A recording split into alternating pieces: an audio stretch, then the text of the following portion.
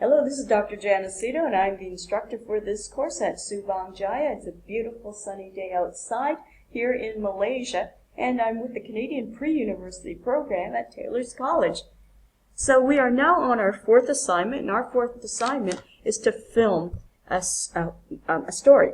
And so I'm recording various videos with PowerPoints just to give you a little bit of theory, a little bit maybe of film history, and my own personal perspectives so that you folks can work in teams and come up with something that's going to be thrilling to the imagination and the audience. So let's go and see what we have. So today it's from the story to the script to the screen, and all of you are going to be choosing one audio story in which to film. Now, before we actually go on to film, because it's a big transition, we looked at creating a visual image, which you did with Illustrator, then manipulating it with Photoshop, then creating a story and recording it in Teams, your first group work project, to create a short story that was an audio product. And now we're going into marrying both sound and image to motion pictures, film. One of the things that we've got to look at is, being ethical. Are you aware that your brain, human brains, if you see something on screen, under the right conditions, it's almost like you are experiencing it yourself.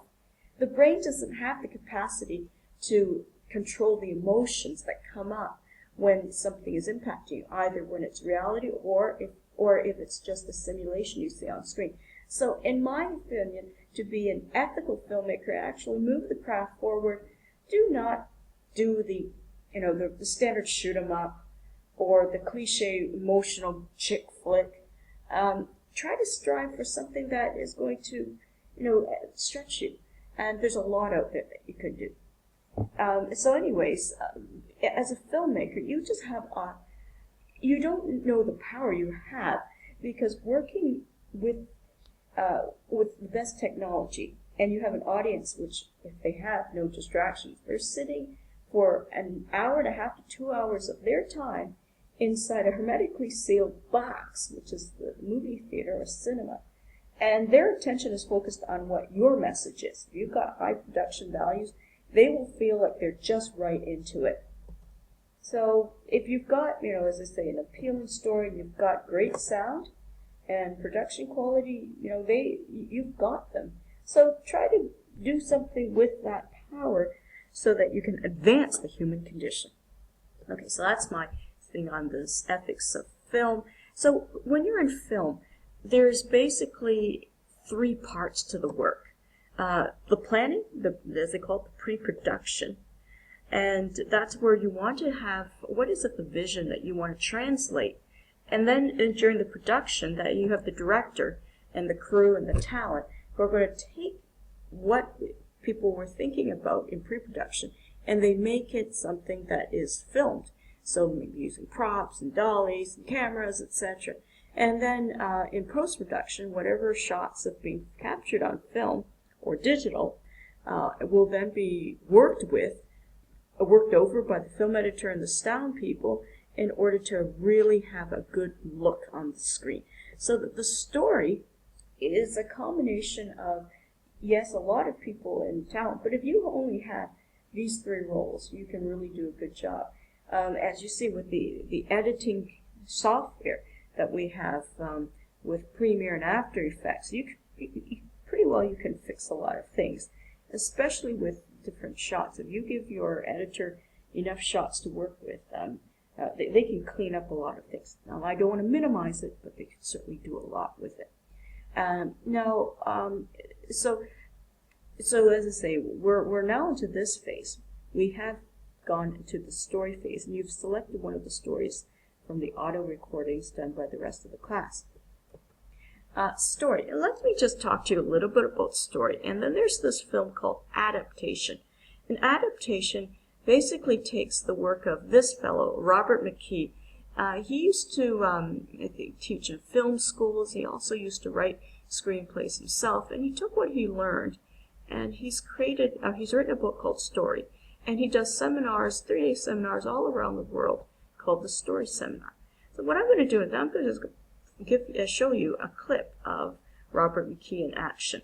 Now, because Screencast-O-Matic does not allow me to record sound from the screen, we'll just show you a few seconds of him in action.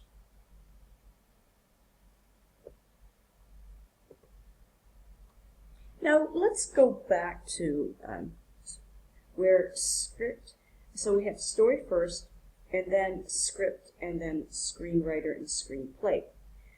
What's the difference? Well, basically, a story can be in any form. It could be a novel, it could be a play, it could be anime or comic book.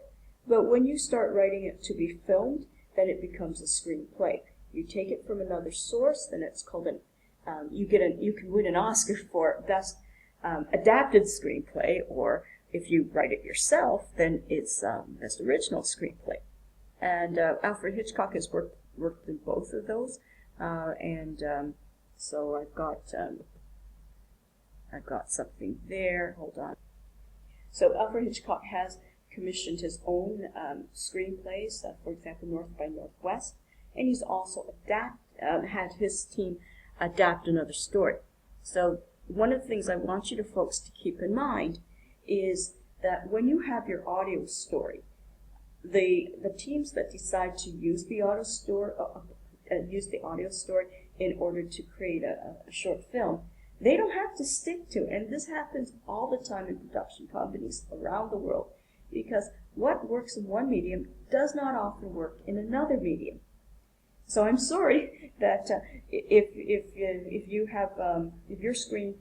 your script was chosen, and then when it's filmed you said that's not exactly how I thought of it. Well, this is what happens when it goes to a different medium. And film and motion pictures is so different from, for example, a novel. So yes, if you write it, you don't have any control. For example, Truman Capote. He wrote the very famous novelette, Breakfast at Tiffany's. Let me see if I can show you a few seconds of it. And here we are. It's part of the opening of the movie Breakfast at Tiffany's. Did you know that, yes, it was not supposed to be Audrey Hepburn who was supposed to star in it, in Truman Capote's mind. He actually thought about Marilyn Monroe. And you can imagine if Marilyn Monroe, who's rather voluptuous and blonde, were to play this role versus the extremely slim Audrey Hepburn, what kind of a different tinge Breakfast at Tiffany's would have been. And although Truman Capote, I think he was friendly with Audrey Hepburn, he just couldn't stand the idea. I don't think he really liked the movie at all.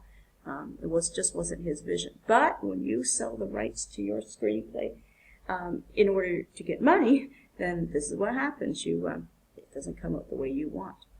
Now let's go back. Another example is of F. Scott Fitzgerald, who wrote The Great Gatsby. He also was in Hollywood. He wrote, I think, quite a few screenplays, and I think he was paid quite well, but he just didn't like Hollywood, so it really sapped his creativity there. But it is what it is. Motion pictures are not cheap, and if somebody wants to option your script or buy the rights, then they're going to make changes so that they can make money. They have to pay bills.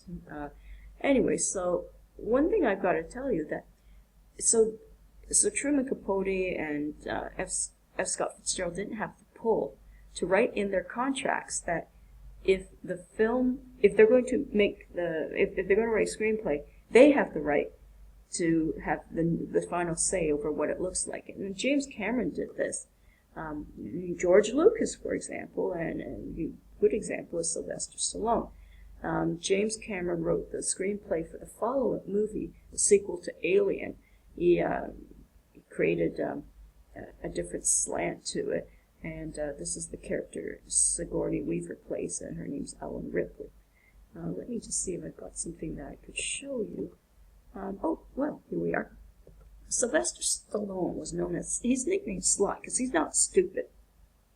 He wrote into this contract when the production company really liked a screenplay he wrote. They said, okay, I've got to play the character, And so, yeah, he did. And as I say, the rest is Oscar history. Let's see if I can show you a clip from that movie.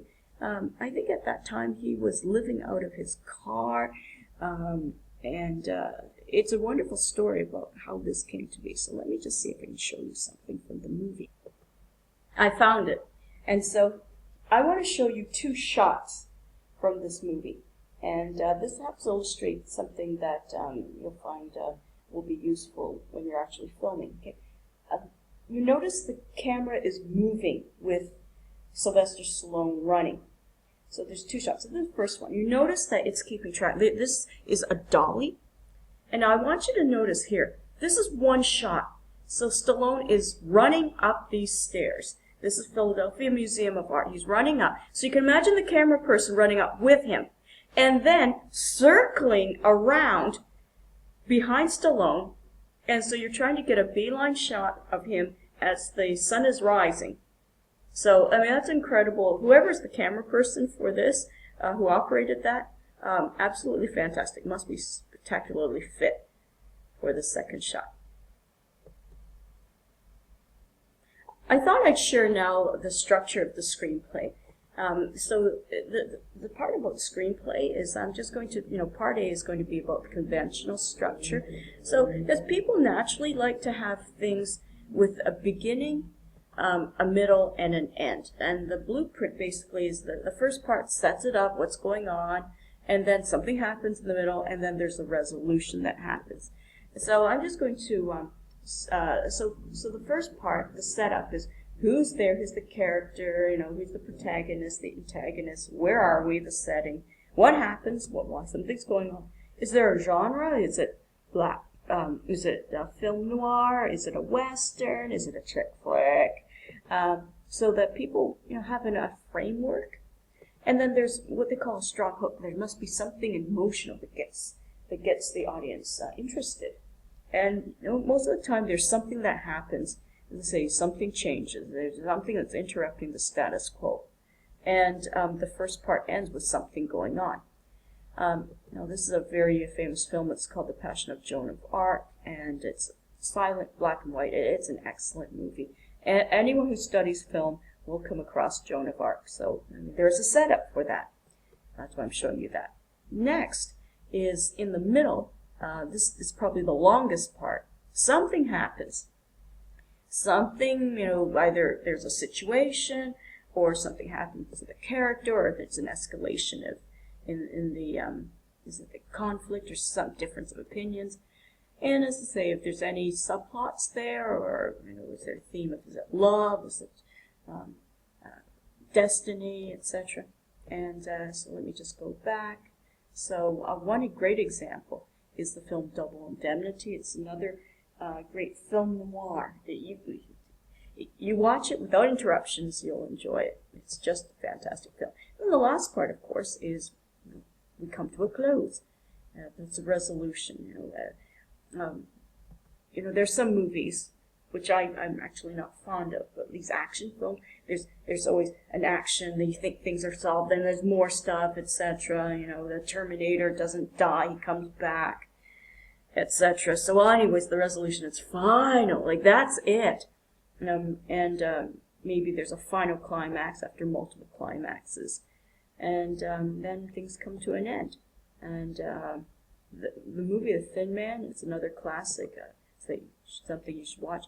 And here's another classic. It's called Sunset Boulevard with Gloria Swanson.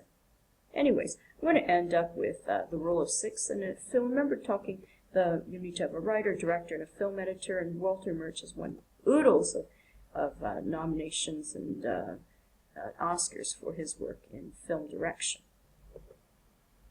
And so this ends this video, just a little bit about basically how we get to the moving picture image. And we've just ended with a dissolve, and this is the movie, The Third Man. This is a very, very well done, famous film by Carol Reed. I hope you see it soon. It's a marvelous movie. As I say, watch it without interruptions or distractions. Do take care, and we'll see you.